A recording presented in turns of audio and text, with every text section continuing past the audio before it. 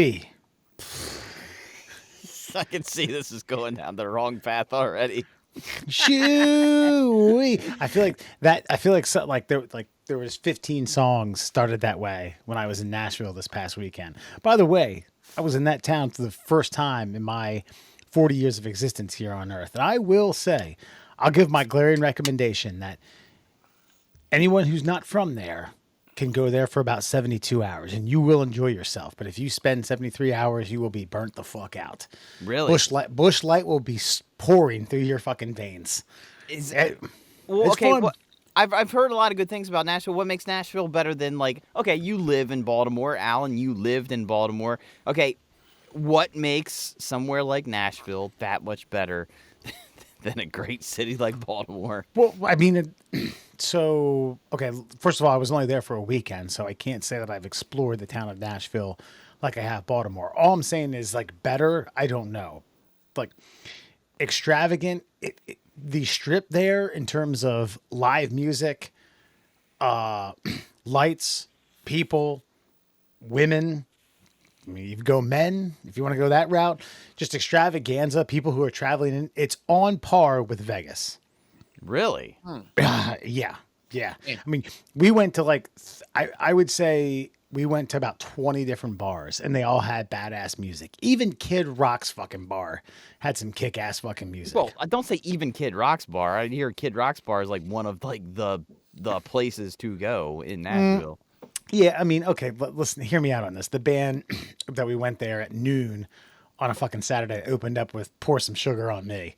All right, so let's just set the record straight here. Let's level set. The band that opened at noon.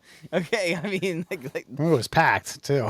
I know, but I'm just saying, like that's not the band that's like closing the show. You know what I mean? Like that's Yeah. that's a really bad example. And "Pour Some Sugar on Me" is one of the top 200. And when I say top, whenever I say top whatever, I mean they're that song. So if I say top 200, I'm saying that might be the 200th greatest like rock Gotcha. jam. When you're stretching like that, you have to figure. Okay, I'm just saying. I don't think there was a dud bar in the place. That's Now, there were some places that were crowded. There were some places where you had to kind of muscle your way up to the bar to get some beer or get some service or something like that. But there was a place we went to a couple times. Guy was always. I think they had a stand up bass that every bassist used. That place killed it. It was great, and the place smelled of Texas toast, just greasy ass flat top Texas toast.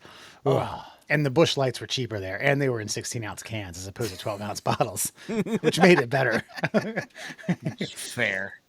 And I will say, if I could have done it all over again, well, hold on, let me backtrack a little bit. We ate probably like 3 meals that had consisted of Nashville hot chicken or some sort of hot chicken or something like that. So I was in my element. Sunday, I was out of my element. And by that, I mean what came out of me was, boy, rough. But if I were going to like invest something, I want to say like circa 2005, you know what I mean? Young man trying to carve out in this world. I would have gotten into the deconstructed school bus turned into party wagon for bachelorette parties. Because I saw about fucking 300 of these goddamn things. And none of them were alike. And they were all from, I would say, about 24 different companies. Yeah. Well, doesn't that spell it out for you that Nashville's a better city than Baltimore? That like, because like, how many bachelorette school buses do you see rolling down those mean streets of, MLKB? It's touristy. It's not live there. But isn't that good that it's tour? Okay, wait a minute. You say it's not live there, but like Austin, like my cousin lives in Austin. Now he moved in there like 15, 20 years ago, and it's only grown since then, obviously. But because it was so good, more people move there. So it becomes touristy because it's like, this place is so awesome, I have to visit. I don't know that anybody's coming to Baltimore for anything other than an Orioles or Ravens game. They're not staying for the nightlife, that's for sure. And I love Baltimore, obviously, for more nostalgic reasons than visiting reasons. Like, what's there to do in like a city like Baltimore? I could take you to nightlife spots, good ones. Take you out all night. Yeah, I'm sure you I could. think when you say like that, that scene would get old quickly in Nashville. Yeah. Like you, yeah. Listen, I mean, they shut down a city block, and it was like Mardi Gras, and they say, "Oh yeah, this happens every weekend in the summer." And I'm saying, yeah, that would be fun, but after a while, I would just get burnt out. I was burnt out by Sunday morning. I was like, I got to get the fuck out of this town. Kind of like the same way I feel about Vegas, and the same way I feel about New York. I love those towns. I love them. I love going for a weekend, and come the end of the weekend, I want to come back to where I live. Sure, but isn't the one thing you want is options? Like you don't have to go down and party it up, like, but the option to do so, wouldn't it be great to have that option? Yeah, but I mean, I can find that in nooks and crannies here in Baltimore. I can find that stuff. There's a blues bar in Fells Point called Cat's Eye. Yeah. Yeah, I think like I get what you're saying, Wes, because like I don't would I live like I'm fine I'm fine living in Baltimore. I've lived there a while. Like I don't know if like I would live in Nashville. I might live outside of Nashville, and then like then it is an option for me to go to.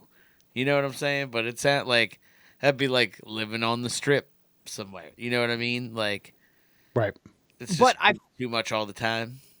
I feel like a place like Nashville though, like you're an Uber ride from where I live. Does that make sense? Like you're an Uber ride from the country. Like I can't Uber from Baltimore to my house. Like that would cost me like a paycheck just to do that. I can't do that. Okay, Wes, I remember coming to hang out. Our legal counsel was with us, and it was me, you, and Alan's favorite fraternity member, Mr. Kilby, and we were up in Newark, and he's like, dude, I want to hang out with these guys. Mur, I'll get you an Uber to go home, and I'm like, dude, that'll be like $150 to $250. Like, no, we're not doing that. Like, I people wonder why people in Cecil County get so many DUIs. It's like because they have to. The Uber ride is the same price as the fucking court costs. Like they're willing to risk it. That's why this happens. But if you live in Nashville, I feel like you're only like an Uber ride from the country. You could have that house with 1 acre and then still go to town and fucking party like that. You can't do that in Baltimore. Well, that's assuming that you could. That's how that's. So you're assuming the suburbs are set up like that around Nashville. I think they're probably a lot. Like there's an acre around me, and I'm not fuck off in Cecil County. Like you know what I'm saying? So, I mean, I think you're right. Yes, probably there is an Uber to something reasonable, but probably not to you because nobody fucking lives out. You know, the people that live out there don't want to be near Nashville. Well, let me tell you something. I got a Great Wolf Lodge coming in. It's just got built, and let me. They're building some accoutrement around that, and I'm so excited. Yeah, I'm Alan, so you want to take an excited. Uber ride up there? We could go get silly. Fuck no. We go to Hollywood Casino afterwards. That's No. right. You hit the water slide, go to a casino, and then get mugged in Port Deposit. And that's what you can do. I do not want to go into a sad indoor fucking pool with a bunch of parents who are like, "This is how I spend my fucking hard-earned money now, is bringing my kids to this fucking hellhole." Have my shitty Nope. kid enjoy this. Yeah. Yeah, Well, I'm good. I think it's like different strokes. All I'm saying is, first time maiden voyage in Nashville. It was an experience. Do I want to do it again? I think we had kicked the tires on going to see a Capitals game against the Predators because that stadium is right smack dab in the middle of that'd fucking be fun. in the shit, which we think would be fun. I'm not going to go back there. If I didn't have that, maybe another couple of years, but I would take a crowd of people back for another voyage in a few years time. It's just like it got obnoxious at times. Let's just put it that way. Yeah, but I mean, any place that you're going that's like like a party town, like it's gonna get obnoxious. I mean, I went to So does Ocean City. Yeah, that's true. I'm heading there in a week too. Can't wait. Fuck, we're like right behind each other. I'm going to Nashville on Monday for work. Nice. And I'm gonna then- look up this place. I'm gonna tell you where the place that smells like fucking Texas toast. Yeah, give me It's that cheaper too, and you can get moon pies and like chili dogs. one. Nice, yeah. dude. When I went, And I to, actually ate a whole moon pie full for a bachelorette party, and it wasn't even on their checklist of things. One of the the bride said, I've never had one of these before. And I took off a little bit and said, you can have some. She's like, oh my God, that's disgusting. And her mom, who was there, because moms go with bachelorette parties all the time. She was like, here, eat this. And I was like, here, I'll do you one better. Just took the whole thing and shoved it in my mouth. And then I washed it down with Bush Light. Naturally. Yeah, like yeah. chocolate marshmallow and fucking cheap beer. Ooh, it was tough. Even the Bush Light wasn't it making it more moist. It just made my mouth. It's like I took it like I swallowed a rosin bag. It's fucking. What is a moon pie? Moon pie is what? Chocolate, graham cracker, and fluff?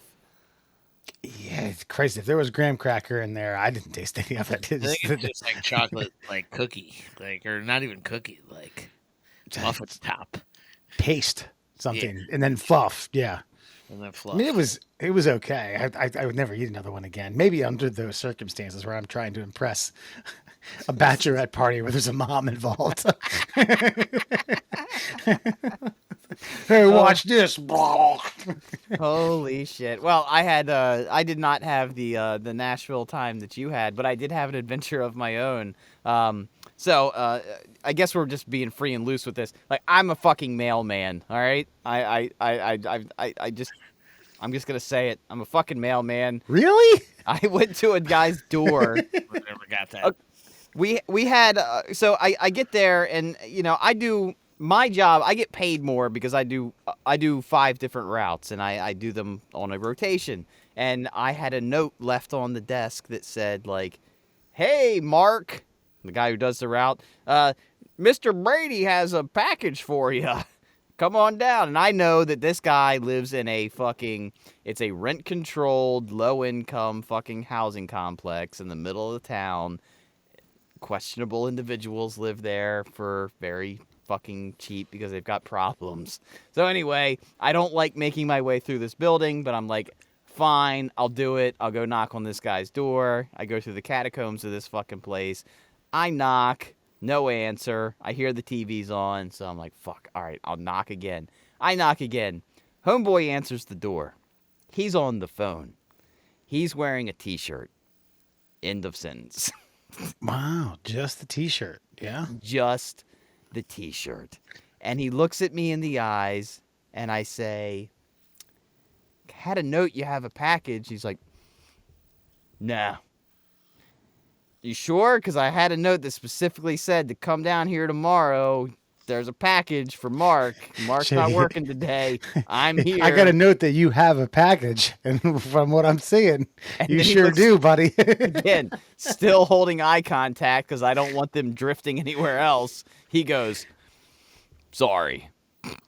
And that was it. And they didn't even close the door. He just stood there in the doorway. My question to you guys is this, though. If I was a woman, would I have a lawsuit?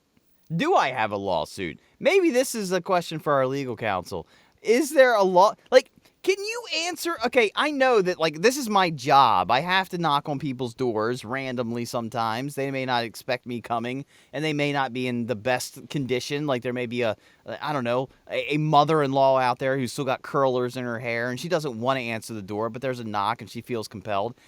Is there a time where you should ever answer the door? Like, or is it, this is my house, I'll answer however the fuck I want? I think, hold on, Alan, real quick. Legally, I think you can answer the door any way you want, as long as you're inside your. I don't think there's anything about opening the door that you can be, you can be flailing it out with the, like, it's the same way that you could have the curtains open. I don't know. Maybe I don't know. I think there probably is some sort of fucking precedent for fucking opening your door with your dong out, or like fucking in the bay window. You know what I mean? Like, you might not be able to, because at that point, like, you become visible to the public, and so yeah, even though you are in your house, you're causing like a public disturbance, or you're being decent. You get what I mean? So I don't know. We might have to ask legal counsel. Put that down. But You might be right. Yeah. I mean, I think the problem I have most with this is, like, the fact that I was standing there for more than 3 minutes waiting on this guy to answer the fucking door. I'm assuming that he had nothing on previous to the t-shirt, And the time that he took to answer the door, he elected to put a shirt on and not a pair of fucking pants. Because I got news for you. I'd rather stare at a pair of nipples than a pair of balls.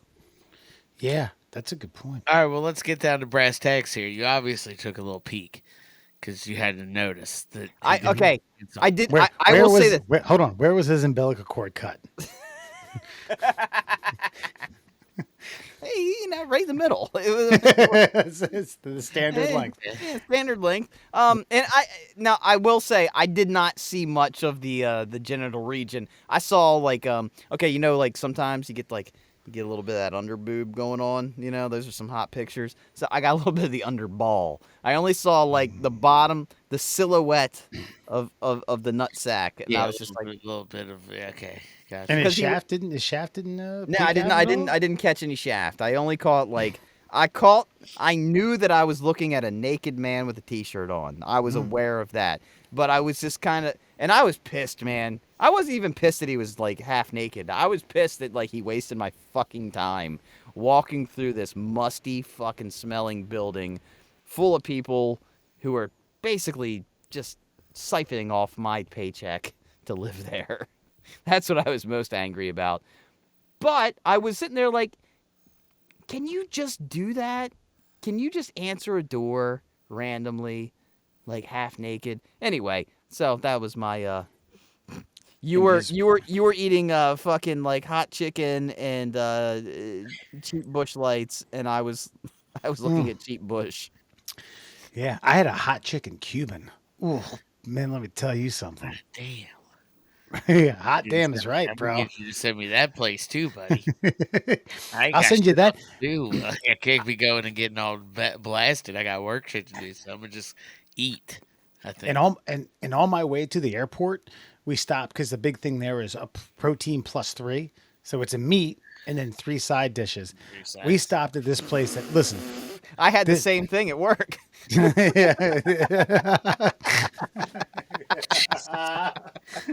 Nice. Yikes. Yeah, I mean this place was salt of the earth, legitimate, and I ended up getting the meatloaf. Like that to be a little lighter. I don't think there's anything I could say right now that you're going to draw a comparison to. Yes, I had meatloaf. I'm shutting up. I'm just laughing. It's fine. Meatloaf, collard greens. I did do a tomato and cucumber salad because I didn't want to load up on like a mashed potatoes or potato salad or something like that, and cornbread. Man, oh, I'll get you that. You would love this place. Yes, they had rotisserie chicken, they had fried chicken, they had a couple other, like 3 or 4 other sides, and they had homemade desserts. Yeah, hook it up. Oof. All right, I'll get you that joint's place. What's okay? Where's somewhere you have not gone that you just want to go? Like somewhere that just seems like. New Orleans. Okay, so I've been to New Orleans. That's the Okay. one place. Like I haven't traveled for shit, but like I went to Mardi Gras. That was worth it. And like you talk about, like there was no bar without a bad band. There was Yeah. karaoke going on down Bourbon Street, and there wasn't a fucking karaoke singer that couldn't fucking sing for a fucking real band the whole way down. That was pretty awesome. Alan? What place I haven't been that I want to go? Yeah. I mean, so I would have probably said New Orleans, but you guys already took that one. I haven't been out west yet, so I haven't been to like San Francisco or fucking San Diego or anything like that. I think that'd be Okay. kind of cool. What's the furthest west you've been?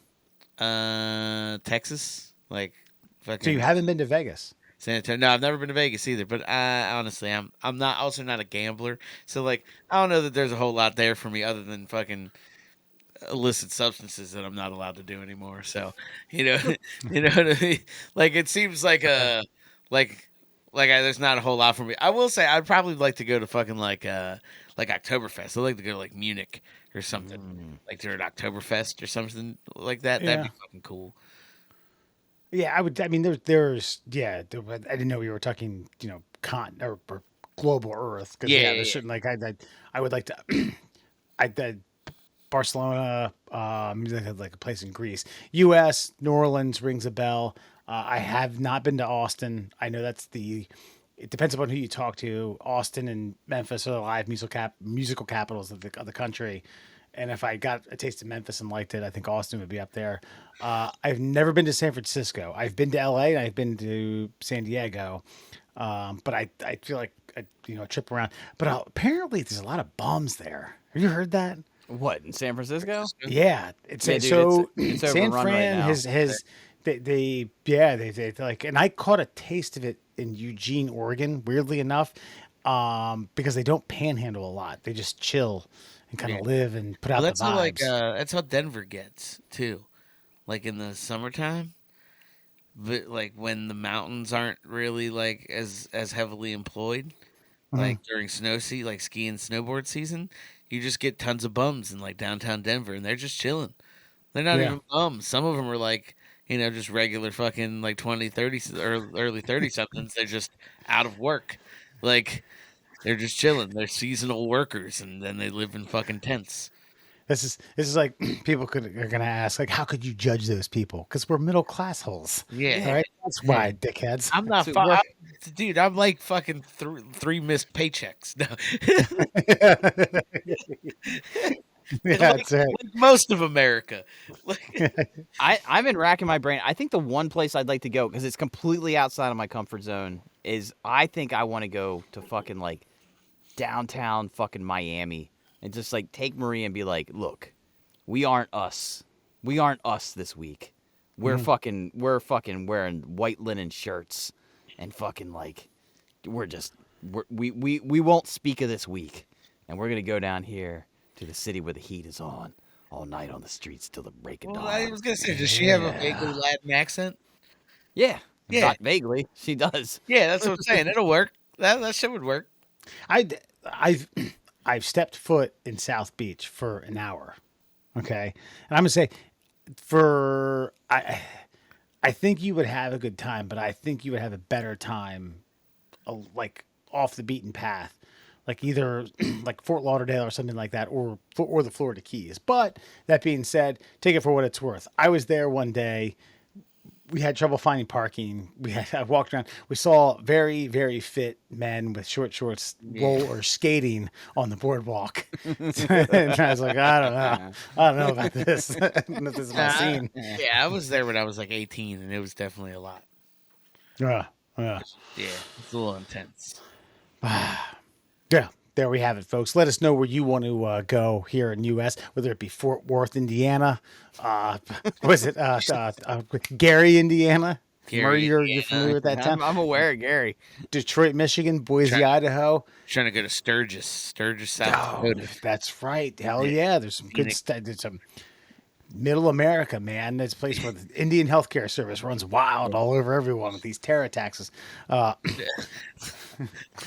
It's- middle class was everyone, Murr, Allen, and Fox, man. Listen, Murr, we got a double dose of a change of culture and a change of verbiage here in America that's about to shock us with friend or foe. All right.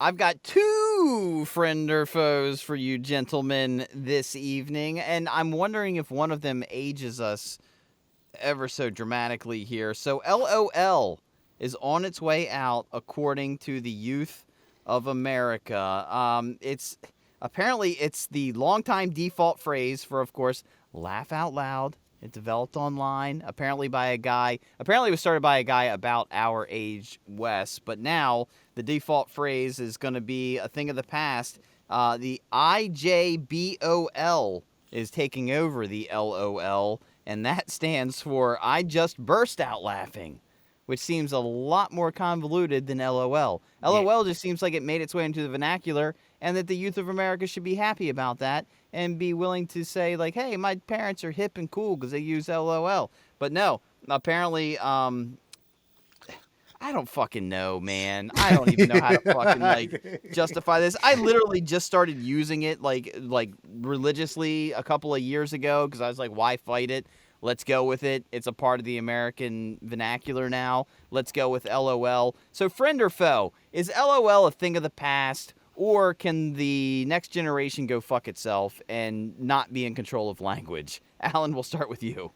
I mean, I think whether we like it or not, it's go fuck ourselves. Like, yeah, because like it's already, I think, a signature of like of like age. Like putting LOL with like the end of your shit. They're like, look at this millennial, which is the new boomer. Like, you know what I mean? It's fucking yeah. It's already here. Now, I mean, you're not gonna see me fucking saying that shit, but I'm gonna. Yeah, IJBOL, Alan yeah, Giannis. that's way so. That's and I never just bust out laugh like I laugh out loud. God damn it! I don't just bust out laugh like that's just I don't. That's not even an action I perform. So fuck that. No.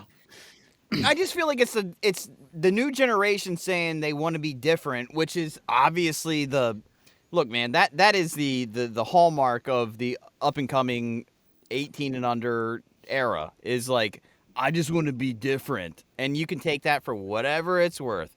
Yeah. I think you should take it as a victory that this acronym that is kind of childish made its way into the mainstream. Like, that's a victory for you.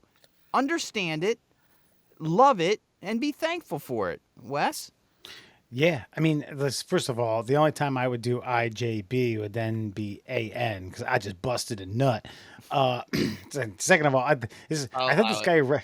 this guy writing this thought it was funny. He said MJBOWAHPCSBOL. Media just burst out writing articles about people who can't stop busting out laughing or bursting out laughing. No, if you're gonna want, if you want to be different, make it smaller. Do two. Do one. You know what I mean? You can't get an LOL out of one, but okay, just be unique and then make it smaller. Make it better. Why do I need to go from 3 to 5 Yeah. and then sit here and justify it? Yeah. I adopted LOL because it seemed convenient and it why was fight it? super unintrusive. Okay, if you're gonna make a 2-syllable one that's better, cool. I'm not get off my lawn.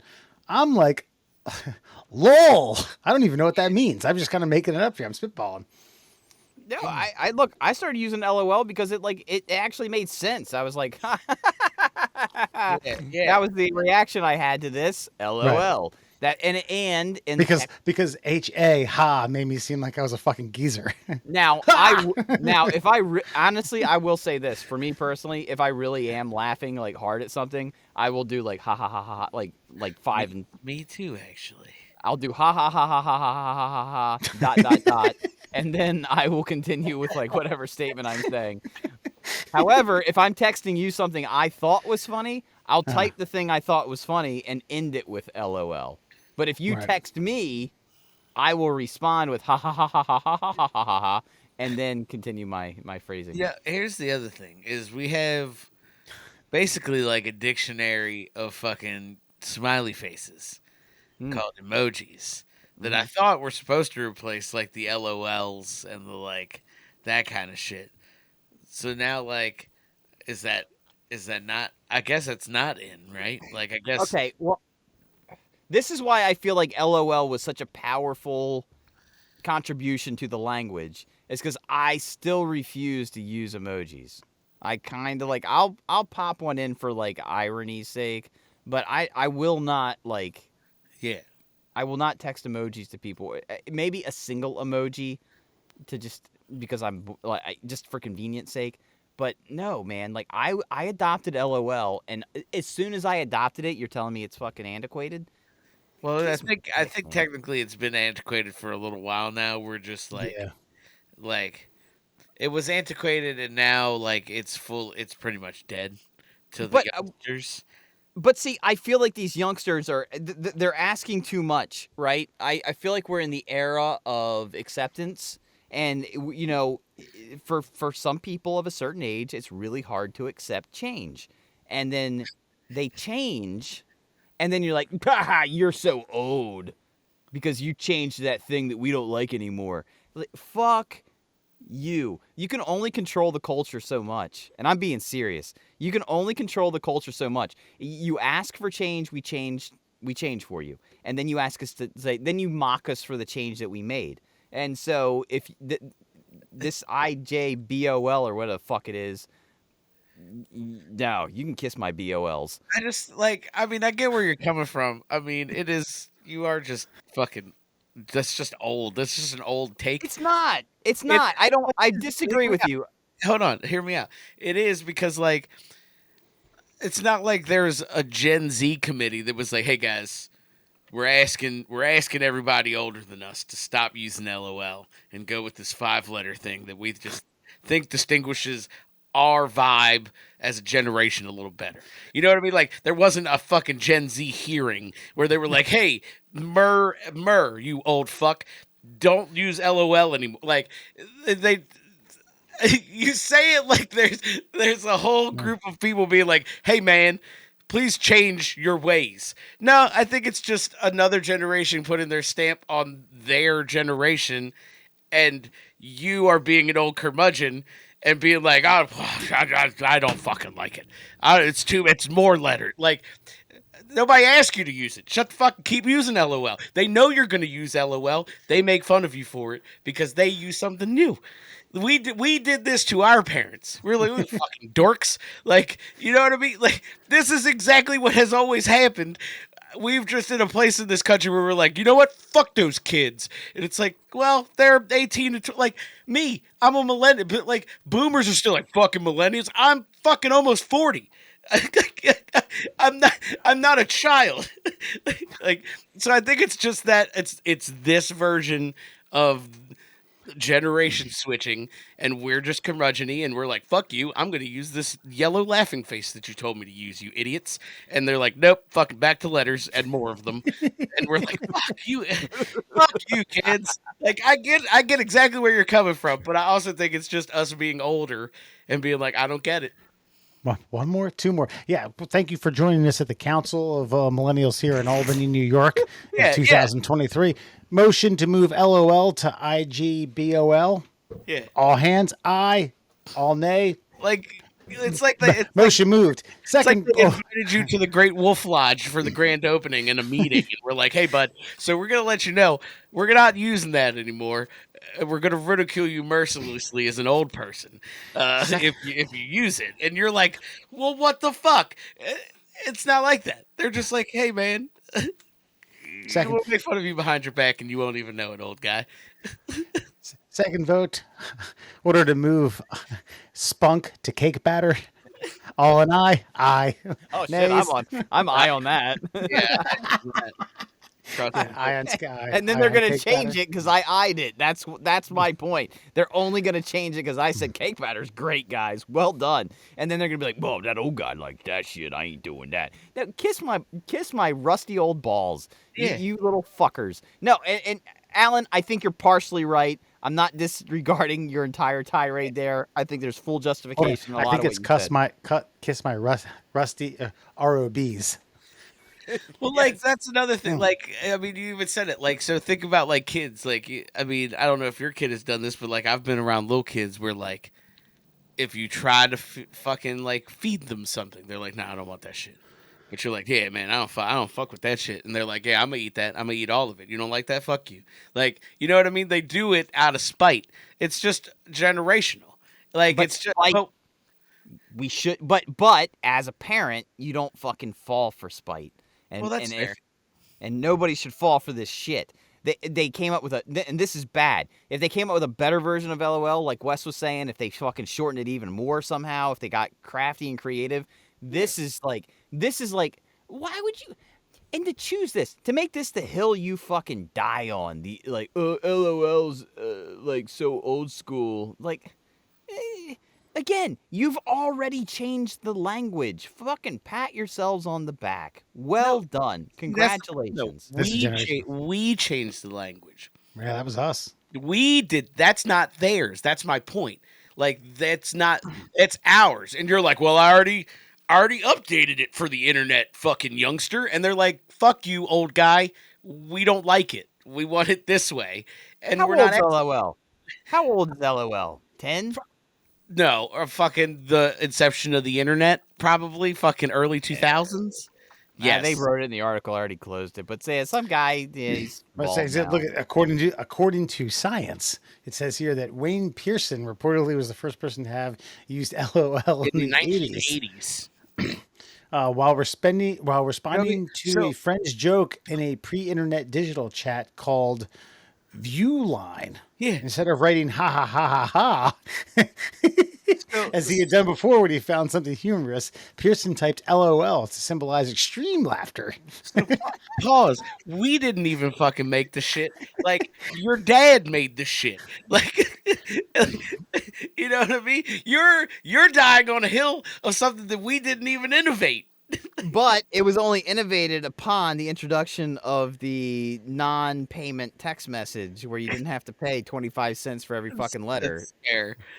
So this generation, like, they adopted something and made it mainstream, and I have adopted it, and I'm not adopting the IJBOL or whatever the fuck it is. And I also don't I think, like, again, there wasn't like a memo. The committee didn't send out like a fucking nationwide fucking like PSA. There aren't commercials running about, hey guys, we're switching. You know, it's the New York Post being like, hey, fucking kids, am I right? Like, and we're like, ah. You better fax it. You better fax this to them. You're right, but as the parent of an 8-year-old, I'm going to have to keep up with this stuff. Yeah, that's your fault. Because I just can't. I can't just look at like a text screen of fucking just gobbledygook letters and be like, what does that mean? I have to understand what it means. And I'm going to have to fucking use it. And I'm going to have to fucking take his phone and throw it in a fucking garbage disposal and be like, until you speak the English language, you don't get to fucking speak at all. Yeah, and while all the bits are getting fucking fragmented by these turbines, you go LOL. Like Ted DiBiase. And he won't know who that is. Oh, LOL. All right. Okay. Now, all right. So, Wes, where are you on the LOL? Friend or foe? Friend is keep it, foe is. I mean, was it friend is what? Keeping LOL? Yeah, friend is keep it, foe is like move on with the times, man. Hey, I think I'm friending it because I'm not going to adopt this, but I'm not going to be a get off my lawn. If someone messages me that, I'm going to be like, okay. No, I'm gonna be like, I got what the this fuck does because that I mean? talked about it on my podcast because we're really cool fucking involved individuals who surf the internet and we base things off of science. But otherwise, no, I'm not going to sit there and be like, don't use that to me. If my brother uses that or you use that, I'm like, what the fuck? What are you doing? What are you doing? Alan, before you answer, I just want to remind you, and I appreciate your stance. I think you did a fine job of putting me in my place. I'm not opposed to it. Okay. But I do want to say he did a great job because you needed to be told that there's not some fucking committee. By the way, yeah, that was all. The whole delivery, he was like, they came up with it. Like, who came up? Again, I have championed you. I'm not debating this point. But what I will say is that language is supposed to be universal. We are all supposed to understand it universally. Otherwise, like, there is a lot lost in the communicative process. And so, like, when you just decide to randomly, whether by committee or by, I don't know, like persistence, change the language to where other people don't understand what you're saying, like, this is why there's fucking cultures in the rainforest that, like, don't know what helicopters are. Like, I mean, yeah. So, anyway, with that said, Alan, friend or foe? So, one quick point. Language is fluid. It always has been. If I hand you a letter from the fucking 1860s, you're going to have trouble reading it because they spoke and wrote differently. There are different words that they use for different shit. So, your argument's kind of just dumb. But I digress. It's not dumb. It's just that we can't keep evolving the language in such a short period of time, or we are going to have people that are like less than a generation apart not being able to communicate with each other in a proper fashion. Yeah, no, because I think the core of it stays the same. You just lose slang. Like, our parents were like, what the fuck are you? What, bad is good now? You crazy kids. Like, you get, again, it's just generational. It's happened. Now, it does move faster. It does move faster. I'll give you that. And we've talked about technology and shit, moving shit faster. But friend with a foey aftertaste. I'm with Wes here. Fucking like, I'm not using it. But fucking, you can have it. Have it, kids. Do your thing. If you want to type more letters to say I laughed at that thing that you just said via words, fine. That's fine. Go for it. I don't care. I'm not quite as unadaptable as Mur. I'll take that. Your friend in friend in reality, but foe in spirit. Yeah, like I ain't using it. I get it. I'm old. It ain't for me. I get it. He's going to actually throw up when this concludes. He's going to throw up "Bad" by Michael Jackson. Sure. I'm gonna throw it fat. I'm gonna throw it fat by Weird Al Yankovic. Actually, God, man, I heard. You know what And I my heard? shadow weighs 43 pounds, and to tell you once again, who's fat? who's that? Yeah, that's classic. Ham on whole wheat. All right. I still want to watch that movie with fucking Daniel Radcliffe. God, man, that looks like it's a glorious man. Oh, it does. I haven't watched it either. Yeah, because Weird Al was like fully involved in that, and like it's just a mock. It's a based on a true story, but not a true story. It's Hey, get to part 2 of Friend or Foe, motherfucker. I apologize. I want to move on. I had another point I wanted to make, but Wes is being a dictator. So Were they saying LOL in this movie? no, it's just that I'm drunk and I forget my fucking point. Oh no, I was talking about Michael Jackson, not Michael Jackson, not Bad. What's the other big one? Weird Al. What's the one with Eddie Van Halen where he does the fucking solo? Let's beat it. Beat it. Eddie Van Halen's, and I remember when Eddie Van Halen died. I think I held back on this, but Eddie Van Halen's fucking guitar solo in Bad, which is like almost like unanimously fucking like glorified, ruins that fucking song. 100%. Listen to it again. It makes no sense. It's completely out of place. It has no relevance to the song. It's just Eddie Van Halen was big at the time, and they fucking plugged him in, and was just like, do whatever you want, man. And he did. He did a fish thing before fish was fish. Exactly. He LOL'd fish. Goddamn right he did. Or he should have fucking like IBLOJ. IJBOL. He should have All right, balled in his mouth. Your second friend or foe question of the night is this. So, we've all been aware of what, very thin tank tops that you buy at Walmart are called. Alan, what do you call a tank top that you've seen represented on the TV show Cops for decades? What's it called? Those are wife beaters. That's what they were called. However, living in the new generation where the Council of Youths get together, they have finally decided that the wife beater is no longer called the wife beater. Quote, ladies, if your man wears his wife pleaser, don't tuck it into his vintage 501s. Then he's just for the streets. I don't know what that sentence even means. So just a few years ago, the sentence would be confused with confusing for the average reader. Anyway, they are now replacing wife beater with wife pleaser because Gen Z believes that wife pleaser is a more respectable phrasing for the clothing that men of a certain ilk continue to wear until this day. So, friend or foe, just because you don't like the vernacular that, describes a certain attire, does that mean it should be changed in order to please your sensitivities? Alan, I will start with you. No. Well, no. Not, especially not in this instance. Because, I think it changes the whole tone of the garment. You know what I mean? Like, if you had changed it to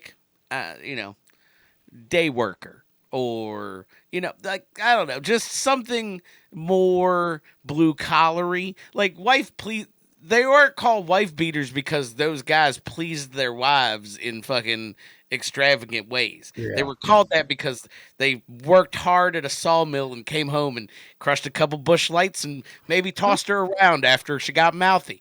Fucking that's you're changing the tone. It's fine if you want to change the name of it because it sounds a little bad or whatever, but what you can't. You've now changed the tone of the whole garment. No. I don't agree with this one. Faux, I think, is what you asked me. Yes, Wes. What's your take? I want to get to more of the history of the garment itself in a minute here, but Wes, what's your immediate take?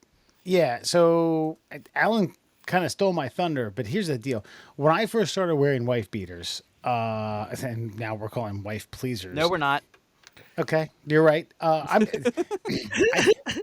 I always had a particular person in mind. Okay, and it was Paulie from Rocky. All right, and Paulie to me didn't seem as though he got off a long 12-hour shift at the meat plant and was like, you know what I want to do? I want to eat my wife's pussy. That never once ever muttered through his mouth. Maybe that happened on anniversaries in very rare occasions, but Paulie Panino never once was like, yeah, I'm a wife pleaser. All right. He got mustard stains and fucking rare meat, fucking juice squabbled all over his fucking A-top or whatever A-frame shirt that is. And went to business. And I'm like, listen, beating your spouse or domestic violence is not acceptable. Okay. And as a matter of fact, I'm a bit looking back on it at 16, be like, oh yeah, I got a wife beater on. Now I do feel a bit ashamed. Maybe there's a little bit of a generational shame about this, but yeah, wife pleaser? No, come on. This isn't goddamn Rocco Siffredi coming out of like something, like, oh, I got my vampire suit on. Under this vampire suit, I have my A-frame, and now I'm going to give you 15,000 orgasms. I don't know. Make a fucking rock breaker suit or meat packer suit or something like that. Not that. So, meat packer suit, meat packer shirt. It is technically called the A shirt, and I guess probably out the production line, like, because technically you're supposed to wear a wife beater with a as an undershirt for a really professional shirt, like a button-down shirt, because it's just something that like hides your nipples. That's really all it's for. It's a nipple hider. You know what? Let's call it a nipple hider. I'm okay with calling it a nipple hider. It's a nipple hiding shirt so that you can wear a dress shirt and not have your nipples on fucking full display for the rest of the world to see. I already closed the article. I'm not reading any further. But for me, where wife beater really became like prevalent was the show Cops back in like the mid 80s through the 90s, because every motherfucker that was getting a domestic violence call on that show was getting a domestic violence call, and the cops were showing up, and they were wearing the A-top shirt. And the A-top shirt then became synonymous with wife beater, because the only reason the cops were showing up to that residence is because this particular man was beating his wife. So it was a guy of a certain fucking ilk, and it was so prevalent that it was unavoidable. And so it just became called that. You can't just... Now, this is the reason that this generation's wrong for trying to change it, because they're like, oh, we don't like the connotation behind the name of the shirt. And it's like, okay, that's fine. I wear wife beaters. I call them wife beaters. I don't beat my wife. But the only reason I know they're called this is because of this fucking action that I grew up with. Fucking quit trying to fucking please people's sensitivities. Things are just called things. Sometimes people laugh out loud. They don't fucking burst out laughing out of nowhere. Yeah. Kiss my balls. They're wife beaters. If my wife has a sense of humor, which I hope that I like as a normal, reasonable, rational thinking person, that she'll laugh at the fact that it's a wife beater. Haha, look at that. You got your wife beater on. You look good. Damn. Let's have sex. Or I'm going to please you. I'm going to please you. I'm going to please you. I'm going to take this off, of course. Yes, I don't want to get this thing. Yeah, I don't want to get all icky. I remember, this is a true story. I remember Maria asking me why they're called wife beaters. And I told her what I just told you. Like, well, Cops was on back in the mid 80s, and every time they got a domestic violence call, the guy was wearing that shirt. She's like, and she started LOLing, and she's like, that makes sense. Yeah. Yeah. And this is a foreign woman from a foreign land who doesn't understand our foreign vernacular. And she's like, oh, I get it now. 100%. I've never called it an A shirt. Ever. Right. I listen, I agree with you, Alan. I think, listen, if we're going to abandon the wife beater title, I get it. Don't try to turn it into now you're a romantic. Yeah, like the IJ fucking whatever. That's look, that's your generational flair. Go for it, man. That's your thing. Right. That's your LOL. That's yours. Have at it, buddy. But fucking like this changes the tone of the garment. Like there's a whole mythos behind a fucking slightly sweat stained fucking wife beater. You know what I Right. mean? Like you can't just steal that away. Like yeah, it's exactly right. Like behind every guy who was wearing that on Cops was a woman who said, "Oh, I called you by accident. Everything's fine." You know what I mean? And we knew what that meant. We knew she just got beat or she was going to get beat. We understand that, and that's Yeah. kind of the whole thing with the shirt. Not yeah, you changed the whole vibe. Now you're ruining it. Like Well, she may have gotten emotional by losing in Parcheesi, and then things got dicey, and then she called the cops. Potato. Who's Well, one to judge when women. the cops show up? But what I want to say is, listen, you can't go from Paulie and Rocky to Fabio on the fucking cover of a romance novel. You can't be this fucking fat slob with fucking mustard stains, fucking wanting to punch his sister, to this long flowy haired fella who got his face bashed in by a fucking ostrich while he was like riding a. Didn't Fabio get his face smashed on a roller coaster? I think Yeah, he was on a roller coaster and a goose. A goose. It wasn't an ostrich. You're right. Sorry, that would have been crazy. it was a flying bird. Sorry, my details. I don't know how you get hit in the face by an ostrich. That makes no sense. All right. LOL. Do we LOL this into fun f? Yeah, I think we do. I think we LOL. We IJBOL into FFF. Let's get to it. 5 fun facts for you fuckers on a Friday. Here you go. Your mental floss amazing facts. And this week, your mental floss amazing facts is being brought to you by Flat Earth Science, advocates for truth. If you believe that science has been lying to you for decades, centuries even, maybe you've got a case to make. Are we just turtles all the way down? Make your case on Facebook. Are we just turtles all the way down? Have you never heard that? No, I have. It's ridiculous. Never heard it. Bust out laughing. If you're unaware, look it up. By the way, Sturgill Simpson. Oh man, there's a great song where oh fuck, I don't even know the name of the song, but he just starts chanting "Turtles all the way down." Oh, it's goddamn good. It's goddamn glorious. Here we go. Let's get to it. 5 fun facts for you fuckers on a Friday. Did you know? During the late 14th century, the word nice was used as a noun, meaning foolish or simple person. Weird. It's like, why would words change? I wonder which generation's committee came up with that one. If you said I couldn't woman, realize though that was a perfectly timed fact. if you said wife pleaser, you may have gotten shot or stabbed. What in the hell is he talking about? Well, okay, all right, let's go through some other words that I know offhand. So gentleman simply means landowner. Doesn't mean that you're nice to people or fucking cordial. It just means like I own land. So like there's a lot of gentlemen out there that are in fact wife beaters. So there's that one, and then fuck, I lost the other one. Wife beaters, love. Anyway, so yeah, look, bottom line though, like that means that somebody at some time was like, "Oh, he's a nice guy," which means you're a fucking idiot. Yeah, that's the immediate turnoff for wing women. When she's trying to like convince her friend, like, yeah, you might like him. He's a nice guy. Like, yeah, I'm not gonna like him. So does that mean that the language has changed for the general public, but not for the general female public? Yeah, I mean, Are they still holding on to the old version?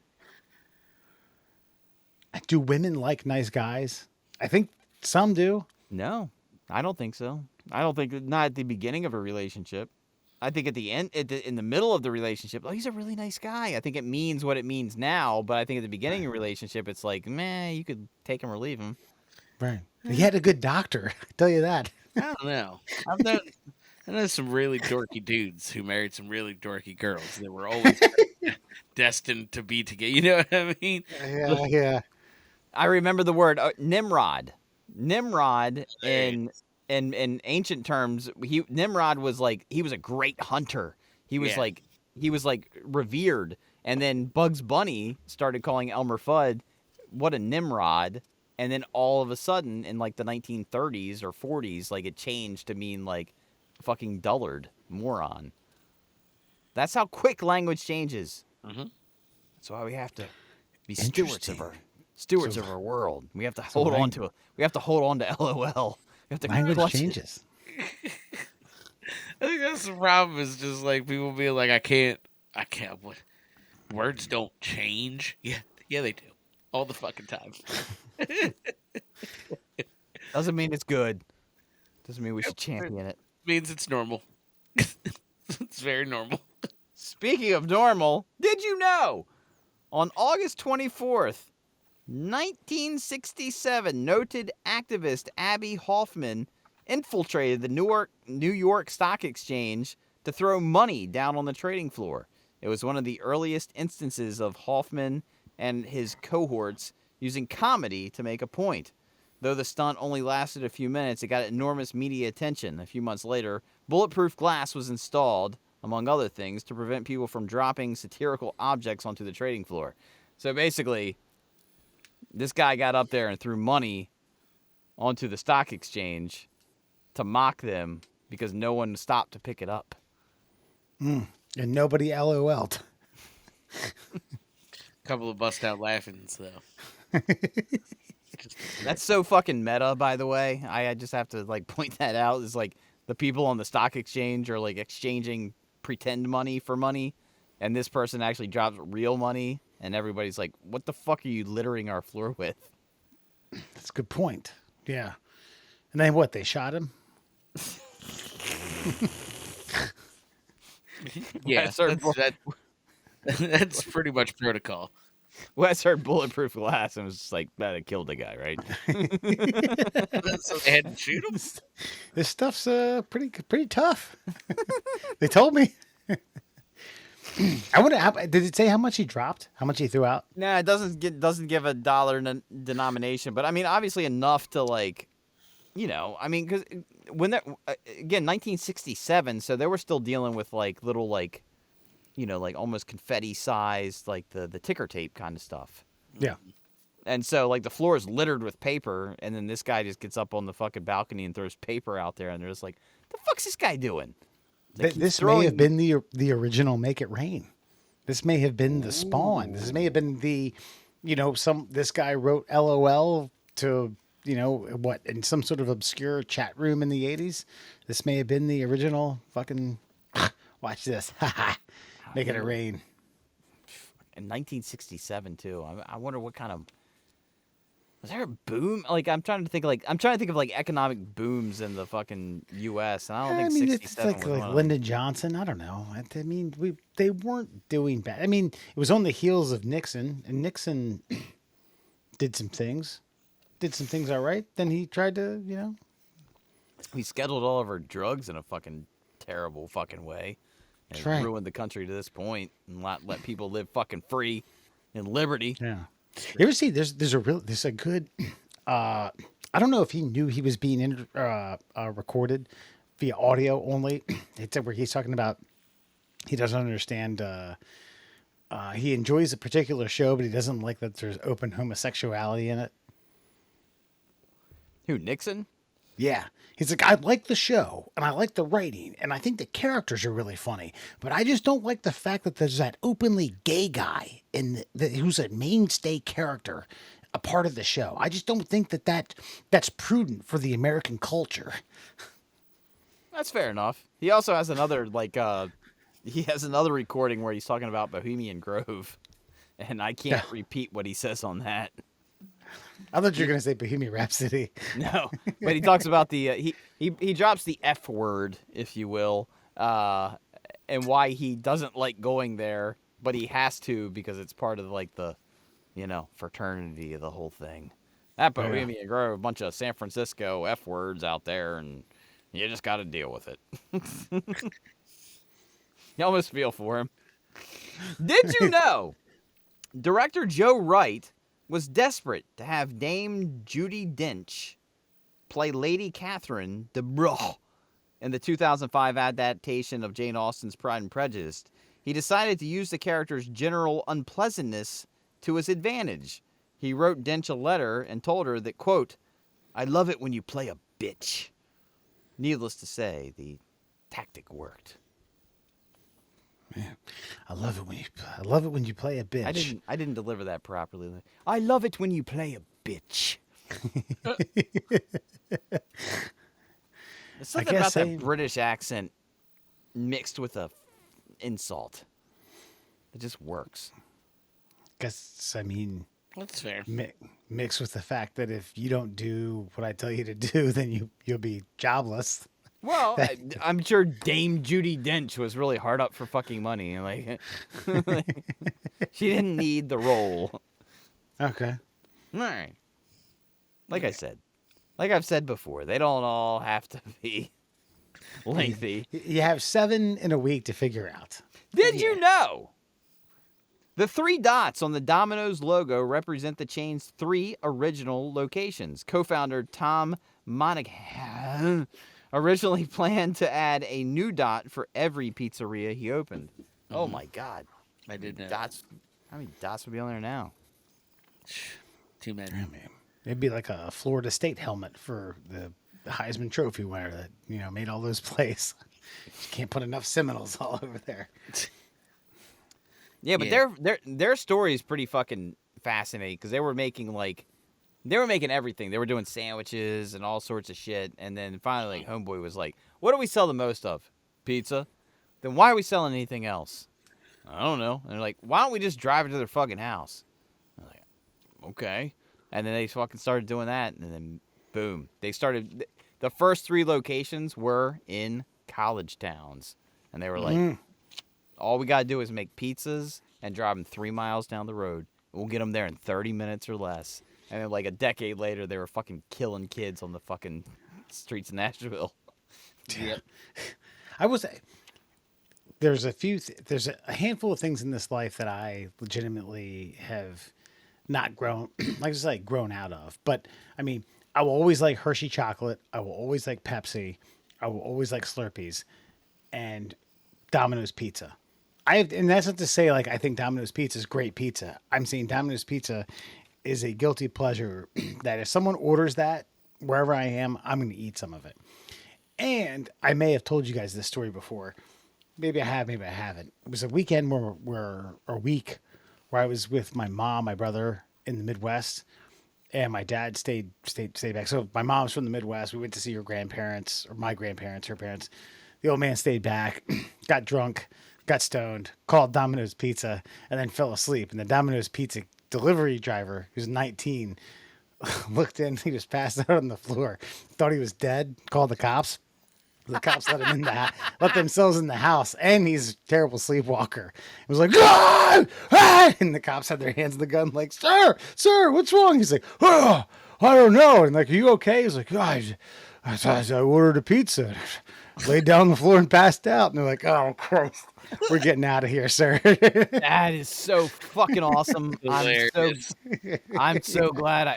Dude, I've never heard that story. That is awesome. Yeah. And then he was like, this kid was 19, and then they had the transaction. He was like, "Sir, I'm really sorry. You didn't answer. I went around your walk around porch and you looked like you were dead." And I freaked out. My old man was like, "Better safe than sorry, man. I appreciate it. Thank you. I'll take my pizza. Right. Here's your tip. Good night, bro." Yeah. That's hilarious. Was he only wearing a t-shirt? Yeah, God, I hope he left that out. I hope. And finally, did you know jellyfish, or jellies, as scientists call them, are not according to science. According to science, jellyfish are not fish at all. They have no brain, no heart, and no bones. Does this kind of like go into the whole? Okay, cockroaches are more or less indisposable. They serve no purpose. I think jellyfish are the cockroaches of the sea. Now, I won't disagree with you there. Yeah. But I asked this question. Does a jellyfish constitute life? Like if we went to a distant planet and we found jellyfish, would we say we found alien life? Yeah, I'd say so. Yeah, I mean that's something. Yeah.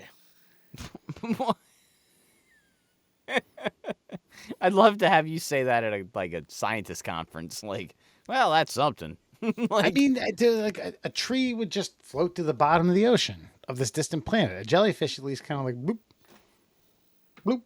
I guess, but like I feel like a tree under these circumstances, I feel like a tree is more alive than a jellyfish. Like I feel like a jellyfish, like I could, because they move around in the waters. I feel like we give them more credit than they deserve. Does that make sense? Because they have some sort of Propulsion biological motion. tick to just kind of like propel themselves through the sea, whereas a tree or a bush or something, has photosynthesis, creates O2 out of CO2, yada yada. I suppose. I mean, I guess I don't know. We need to ask a biologist at this point. Oh, I mean, We're okay, asking so, for a friend. Alan, I'll ask you this. So, like, no brain. We'll just start there. No brain. So it has no idea of its own existence. It can't like. I feel like even like the most insignificant animal that lives on the planet. It has a brain. It has a nervous system. It understands like that it's doing something. A jellyfish is just like, I'm here, I guess. It doesn't even know that. Like at least like a newt is like, I'm here. I'll eat this fly. But I mean, I jellyfish guess is like if you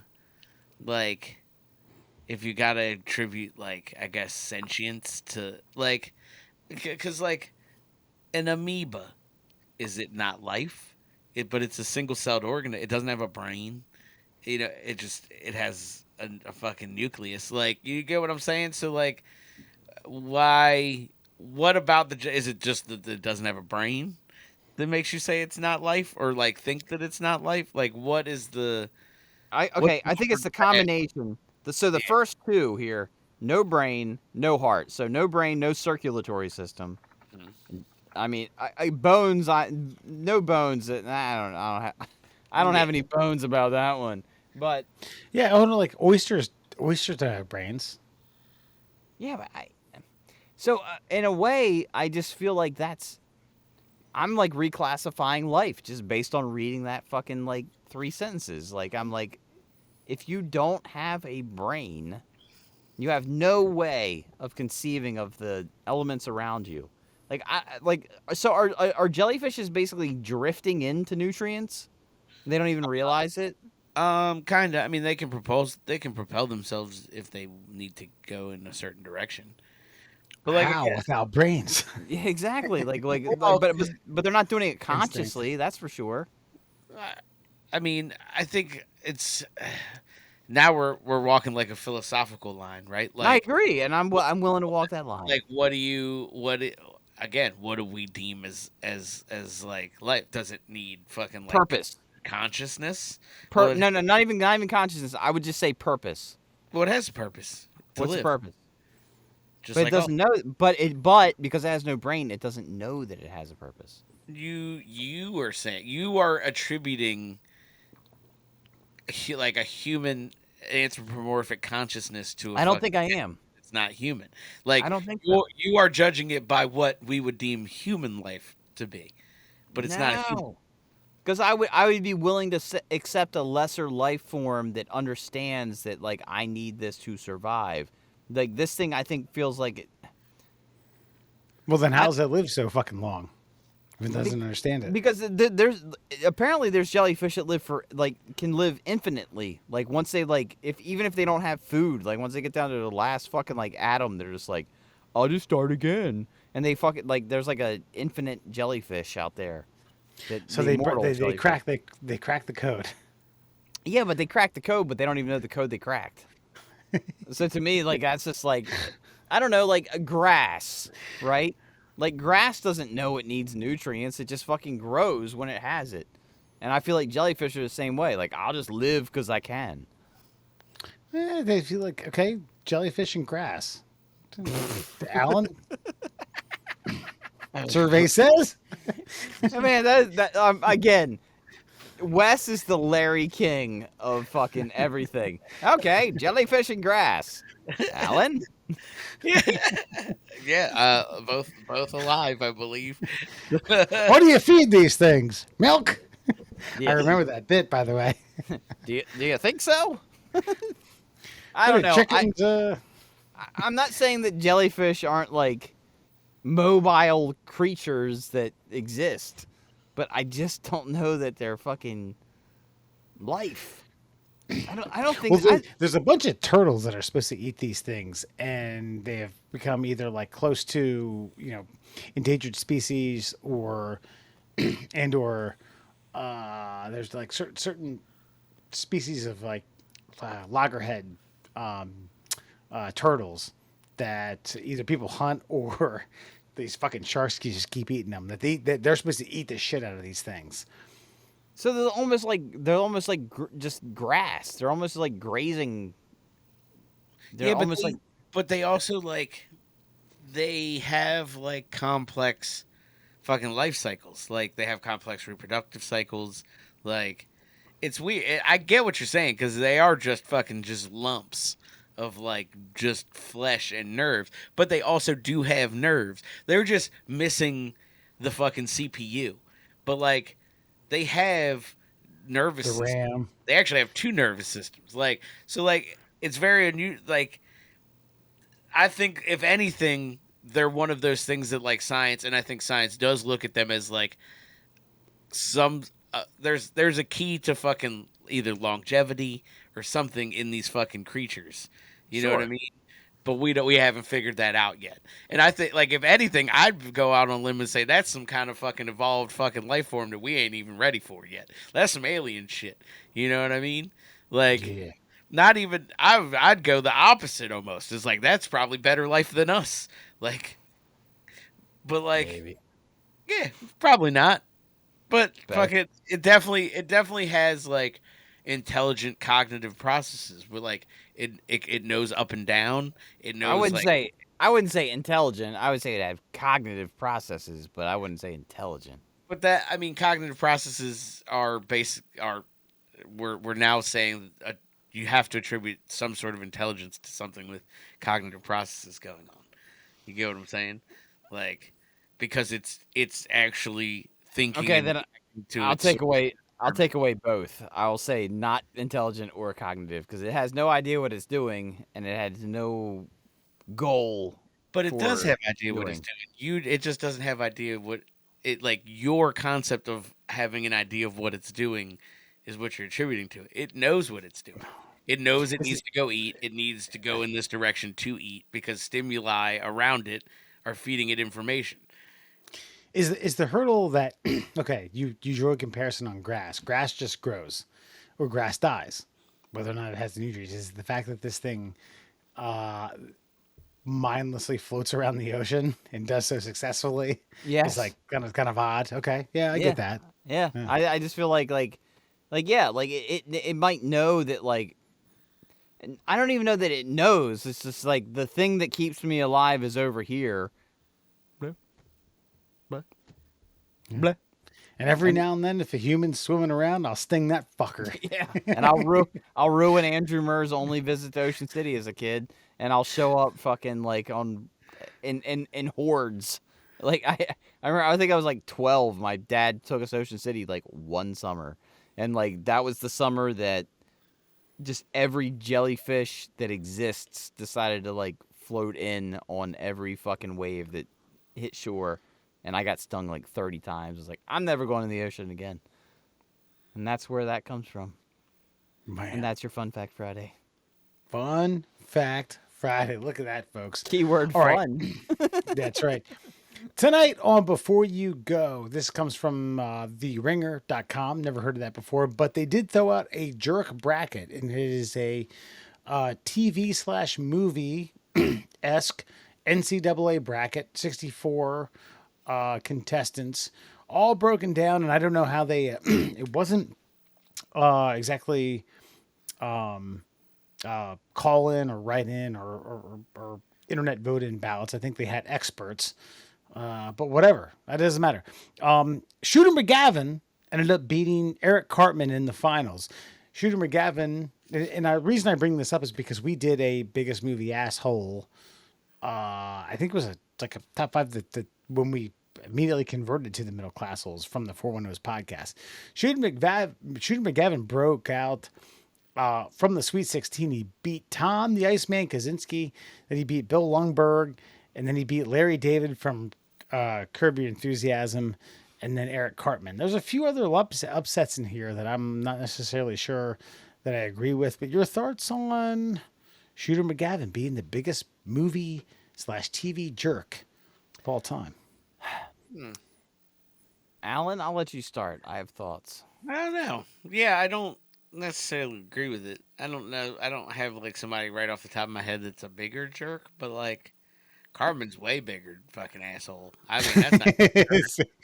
It's Cartman. Cartman sustained it for 20 years. Yeah. Shooter did it in a hour and 30 minutes. But yeah, I gotcha. I mean, honestly, Cartman did it in like a half hour in the first episode. But fuck it. Yeah, I don't. I mean, I don't disagree. He's a fucking dickhead, but like the best or the most significant, I don't know about that.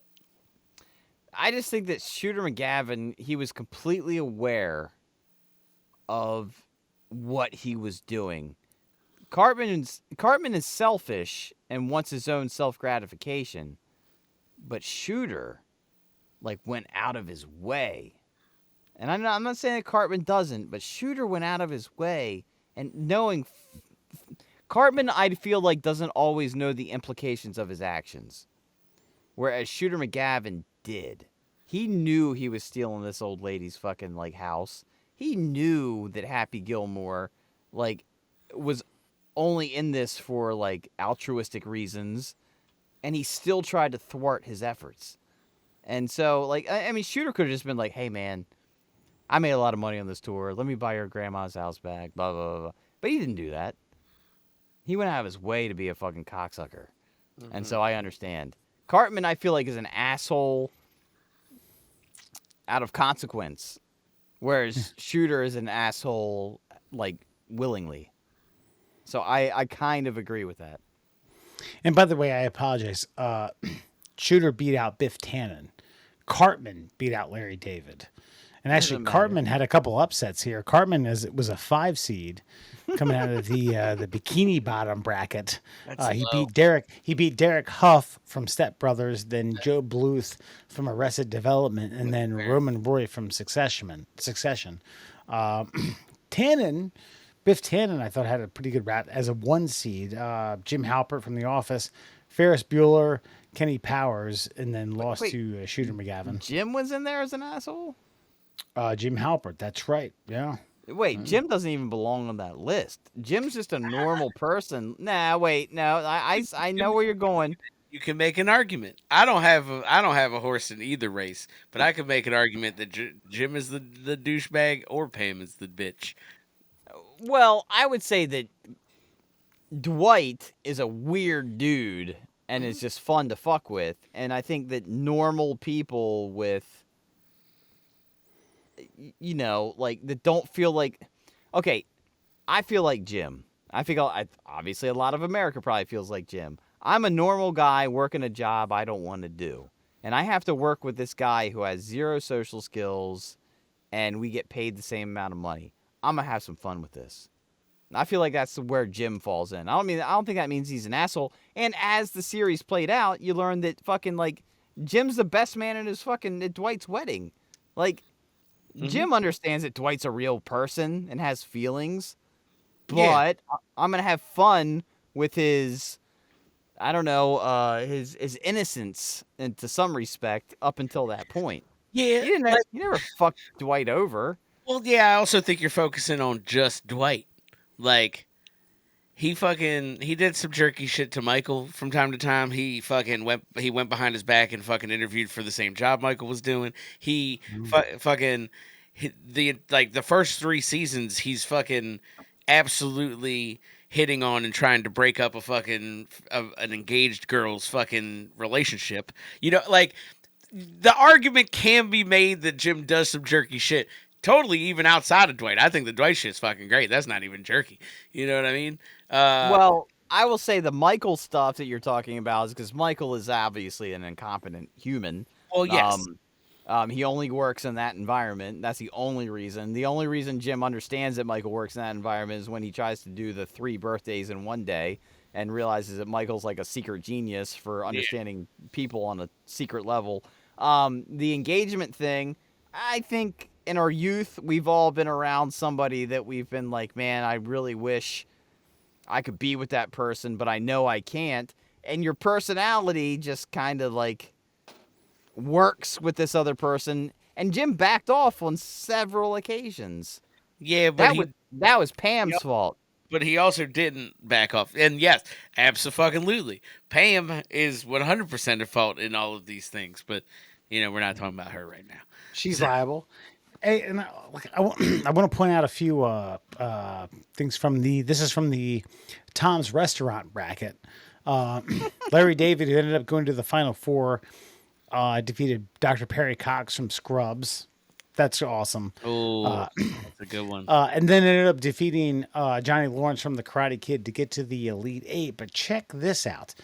Larry David, Curb Your Enthusiasm, ended up going up against George Costanza, who was the number 1 seed, who defeated Newman from Seinfeld as the number 5 seed from the North bracket. So Larry David beat out George Costanza, the person who George Costanza ended up playing, Jason Alexander, and then Larry David loses the Cartman. So it's kind of an interesting play of.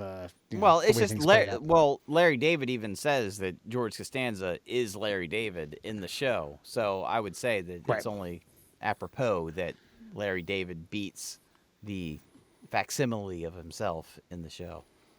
Gotcha. Well, check it out, folks. Shooter McGavin is the winner of the Biggest Movie Jerk, and that's fine. Hey, everyone's these things are to the eye of the beholder. So, Alan, tell all the jerks where you can find us. Hit the middle class in that. There's a lot of assholes. You assholes, you can find us at all your favorite social media platforms. We're at MDL Classholes on Instagram and Twitter. We're the Middle Class Holes on Facebook and TikTok and YouTube. And for your ear holes, please check us out on Spotify, Google Podcasts, and Apple Podcasts. One comment this week. This comes from not an actual short, but a video that we did. It was a clock idea that dumb clock idea that was brought up where Murr, you had said we should just do a 24-hour rotating clock with no daylight saving time, right? Yeah, a universal clock. It's the same time everywhere, and we just adapt to it. But yeah, gotcha. Okay, anyway. So a new subscriber, and I'll call it out. A new subscriber, Rossi440, says this is the stupidest thing I've ever heard, and he used 6 emojis after that of smiley faces. You know what? Thank you. Please elaborate if you hear this episode. But yes. Because you know why? Because Alan, we're both right and we're both wrong. No, we're not. That's incorrect. See, this is why you're wrong. This is why you're wrong. This is why you're wrong because you can't admit that you can't admit that you're wrong in some instance, and I can't admit that I'm wrong in some. But I'm willing to admit that I know I'm wrong in some instance. But you're an asshole. That's it. That's fair. I'm not willing to admit it because I'm not. But he's not going to admit he's wrong. No. I would that's have what's to be wrong for that to happen, and I'm not. So And I know I'm not, but I know that like it doesn't make. I know that it doesn't make. I know that it doesn't work, but I know that I'm not wrong. Yeah, how about this? When like makes when you sense. go when you go to Mars, then you can create it there. You can pitch the idea then. It's like a trial and error. Why would we do that on Earth? Yeah, why would we Elon's do going daylight? there. Aliens are here. You're on the clock, by the way. And actually, as a matter of fact, okay, we're gonna leave you folks with a really good before you go, or actually like this week in middle class holes history with of course I think it was like if you're starting a civil war, you get a tank or a three T Rexes. Do you guys remember this bit? This I was do. yeah, think a about three it. and Was out. it 3 or was it 5 T-Rexes? I thought it was three. We'll go five. I don't know. I think it's I think it three. was 5 because I rewatched it, and there was a point where like Murray was talking about keeping 2 back for mating purposes, and the squad is 3 at a time, and we rotate them out. Like, yeah, Yeah. Because T Rexes fucking procreate at a rapid pace. Ready Hey, for Alan. war. well, we're Alan, all you, Pratt in this, so Alan, you know what time it is in Moscow? fucking not the same time as it is here, 12:07. is it? PM. Nice. It's, Well, there was a civil war going on with T Rexes and tanks. Wouldn't matter. Christ. These people would. Okay, so we'll leave you with this, folks. Civil War, this week in middle class holes history. 3 years ago, 2020, if you're starting a civil war, would you rather have one tank or five T Rexes? I thought that would be a good sign off. That's terrible, wasn't it? Oh, you guys won't back me up. Fuck you then. Fuck this. Toodles. Doodles. Meow meow. If you were a general in the Civil War and you had the option of 2 war machines, would you rather take 5 T-Rexes or a single modern war tank to fight for your side? Jesus Christ. Single war tank. I guess, god damn. I'm trying to weigh pros and cons here. The con is you have something with flesh that could get, even at certain lengths, could get gangrenous. But it is an absolute ferocious thing. It could eat and feed itself off of, I'm assuming I'm fighting for the North, so it could feed off of Confederates. You're also, I'm also assuming you assume. Yeah, let's just say that's the safe side to take for this conversation. So let's just stick with that. Yeah. Side was Cecil County on at the time, guys? You know what? There's still a coin flip on that one. We're not sure. yeah, we were Just checking. It's the northernmost county, but with some southern ideals. right. It's the old line state, baby. And we're this is under the assumption that the T-Rexes won't turn on us. They're trained to go and kill the others and then come back like dragon style. Yeah, in Jurassic World style. Yeah, Like they send you Chris Pratt to train to wrangle them. Right. No, but you are Chris Pratt, which is why you moved up the military ranks Wait, so do quickly. you get the Gotcha. khaki outfit? Because I think T-Rexes. if you've got 5 T-Rexes under your command, you can wear whatever the fuck you want. No, then mark me down for T-Rexes then. it's also because you're a tactician and you can designate certain squadrons of men to walk in front of other men and then take 30 seconds to load a gun and then fire it into a line of other men. With either 5 T-Rexes or a modern tank, I don't know how tactical you really have Right. to be. But then I guess with the tank, you have to, who the hell's going to fix it? Do you have the ammunition? I assume there's a fair amount of, if you have the tank, you have the technology to fix it, but damn, I'm gonna go primitive. I'm gonna go in the Civil War. I'm gonna go 5 fucking T-Rexes. They're just gonna and just bombard those fuckers. Alan. This is a really tough one because I feel like they're evenly matched, quite frankly. And I've been doing a deep dive into the Civil War recently, historically, and I just am trying to imagine like Sherman's March to the Sea with the fucking T-Rex squadron. Like it was already pretty brutal.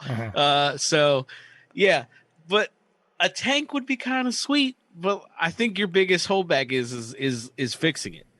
Like, yeah, T-Rexes, you're probably gonna lose a couple T-Rexes. Let's not gonna lie. They had cannons. It could fuck a T-Rex up unless you armor plate the T-Rex, which I think is more feasible than learning how to fix a modern tank. You could T-Rex plate the tank, though. Yeah, because like if I'm just me, but I'm the general of the army, and I have this tank, and I'm like, all right, we're gonna use this fucking space-age piece of technology, but nobody here knows how to fix it. So like, and they did use like fucking like sticky grenades back then. Right. They had already thought of that. So what if they fuck up my tread? Tank's done. We're out of here. And also, you have to figure someone to drive it. I know that even the highest IQ person back then. Yeah, I was gonna say, imagine explaining, to Benjamin Todd that he needs to learn how to move this, 100-ton piece of steel, and then you've got to get guys like the shells. We were just making fucking balls of metal.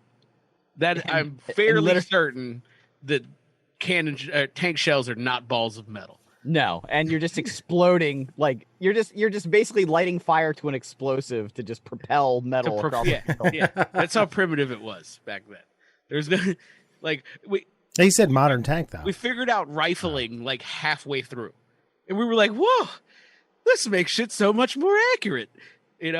So yeah, it's a tough call, but I think I'm going T-Rexes as well. After all that is said and done, I think they're easy to armor. Well, easy-ish, relatively. We just got to shape some metal. Some Americans can do that.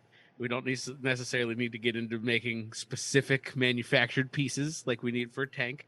And just the sheer fucking spectacle of T-Rexes running down, across Antietam. Could you imagine the splash of Confederate blood in the little channel in Antietam with a fucking T-Rex running through it? That was already the most bloodiest single day battle of all time. Can you imagine with 5 fucking Jurassic Park suckers running around that place? Yeah. Or like you're starting to corner Lee towards the end of the war, and he's trying to hold up in Richmond, and you're just like, you know what, T-Rexes, handle that. Get them the fuck out of there. I can't do it good. They're done. I do wonder. Wrap it up. I do wonder, though, if we're not considering the fact that if a T-Rex were dumped into the mid to late 1800s, 19th century, that if there was some disease that its immune system wasn't privy to, it just romped around for about 6 weeks and then got chicken pox, and apparently that was just catastrophic to a T-Rex. I don't know. I'm thinking outside the box here. I mean, yeah, no, that's fair. We don't fair. know how they fare in snow. I don't believe that they were snow creatures. So, battles in Pennsylvania in the winter might be a little rough. But I think if you just keep them moving, they're a quick infantry unit is how I think about it, much like a tank. You know what I mean? Something you can move quickly across large swaths of land. So as long as you just keep the T-Rex team moving, from point to point, I think you're good. Yeah, I wanted to take the tank because I could imagine how much damage you could do with a single tank. You could probably win 10 straight battles, but then, like Alan said, he kind of took my point here. The once you run out of shells, nobody's gonna know. I mean, you keep a couple behind. There's a couple smart guys who can figure out how to make another tank shell. That's a possibility. But if you get a big enough group, they could take the tank. They could take it out. Wes, you brought up about being able to fix the tank, but a T-Rex, there ain't no fixing a T-Rex. Once it's dead, So that's why I would employ the no more than 3 T-Rex on the battlefield at a time. You got 2 banging in the back. You're popping out T-Rex eggs. You got yourself a nice little Fort Knox cache of T-Rex eggs to create the next battalion of T-Rex armies. God damn it, we missed it. Yeah. Go ahead, continue. Yeah, so you can make more T-Rexes with T-Rexes. You can't make more tanks with a tank. And I don't think people of that time would have the engineering to be able to recreate the modern warfare battle tank. So wait a minute, you're suggesting that there's no one smart enough to recreate tank shells, but they're smart enough people to somehow handle captive T-Rex mating. Hey man, Well, fucking we fucking. get They'll Chris take care of Pratt. it. Right, get Chris Or Pratt. we are Chris Pratt, so we can figure out how to mate him. I don't think us figuring out how to mate them's the problem. I think it's like, hey, lock those 2 T-Rexes in a room and throw them half a cow, and we'll see what happens. Some of the Exactly. some of the animals that are in captivity can't even under the most romantic circumstances can't fucking Plus, can't pump out. I do want to add the tank. That's something that came up when Murr was talking. Was the tank has limit? Yes, tanks can go through a lot of different terrain, but this is unsettled largely United States, right. Eastern Seaboard to the scotch of the Midwest. There's a lot of fucking rough terrain that a tank's probably not getting through. Like And don't the tanks run off wilderness in fuel, Virginia, right? like Don't tanks run no off? way. Don't tanks run off diesel fuel? I'm Is that pretty something we're sure. forgetting? I don't think we figured that one out yet either. I think our boats were coal powered. Just put them on tracks, I guess. Where's the coal go? What's this glowing green goo in the back of the tank? How do you fit a man in there to burn the coal? Yeah, He called me big yeah, beer on that one. Yeah, I think the tank's good for a week, but I feel like if you really cultivate the T-Rexes, they're good for war. And though it may be a thrill, don't take me fishing near a hill. Just ask Miss Smith, give me a big old glass of beer. 'Cause I get drunk most every day. I always seem to find myself late. Might be on as fuck, I'm still riding like a pup. I fell down, but my dick's still up.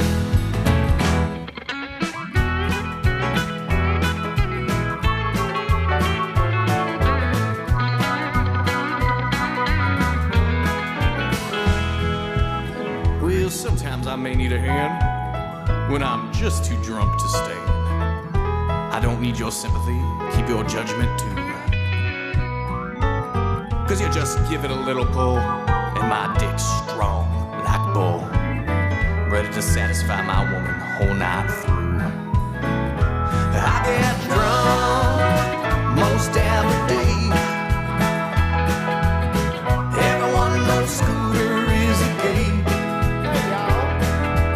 Might be on as fuck, I'm still riding like a pup. I fell down, but my dick's still up. I fell down, but my dick's still up. I fell down, but my dick's still up.